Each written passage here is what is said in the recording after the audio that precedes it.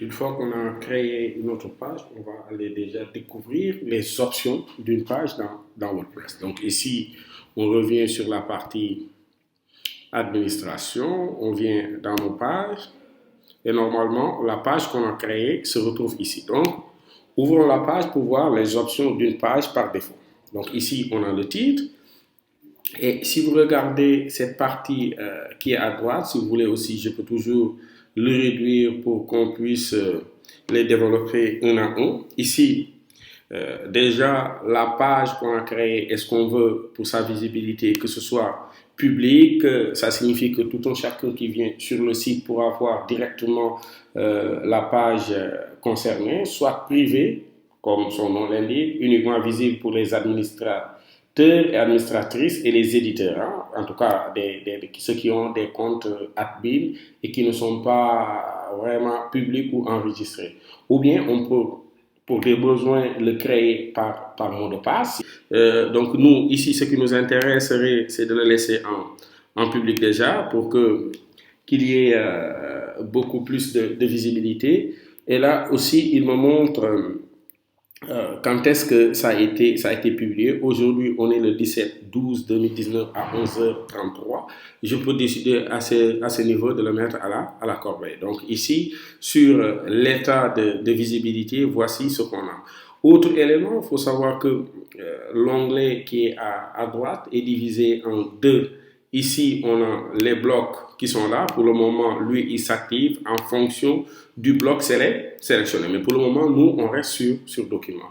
Sur les permaliens, c'est le lien qui sera affiché sur notre navigateur. Ici, d'habitude, faut laisser ce que le système propose, à moins que dans des besoins d'indexation, si la personne sent que qui sommes-nous est moins parlant, il peut mettre ici notre équipe. Mais toutefois, est-il que là, il ne doit pas y avoir d'espace ni d'accent. Donc, raison pour laquelle, d'habitude, c'est les mots qui ont été déjà indexés sur le titre que le système va essayer de prendre en compte. Donc, pour le référencement, si vous en voulez aussi, c'est là qu'il faudra mettre les bons mots-clés.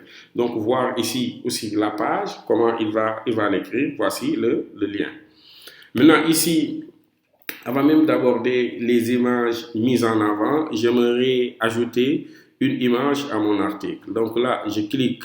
Déjà, on a deux possibilités ici dans, comment on l'appelle encore, dans WordPress avec Gutenberg. Là, je peux aller directement là, choisir, ajouter un bloc de type image.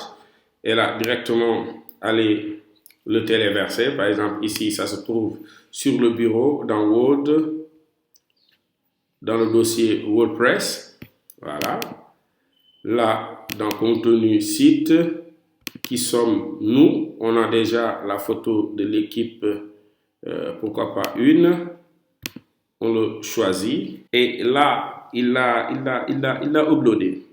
Maintenant on peut nous éditer déjà l'image ici, mettre un texte alternatif par rapport à l'indexation. Par le moment, c'est 1024 sur 758 de hauteur, mais en tout cas, c'est à nous de voir est-ce qu'on l'affiche à 25% ou bien à 50% ou bien même plus petit à 25%. C'est à nous de le voir. On peut aussi se permettre de le réduire aussi hein, manuellement en nous basant sur le visuel. Là aussi, WordPress nous permet de le faire avec l'éditeur Gutenberg et plus même ici de l'aligner. Voilà, ici par exemple, je peux l'aligner à gauche.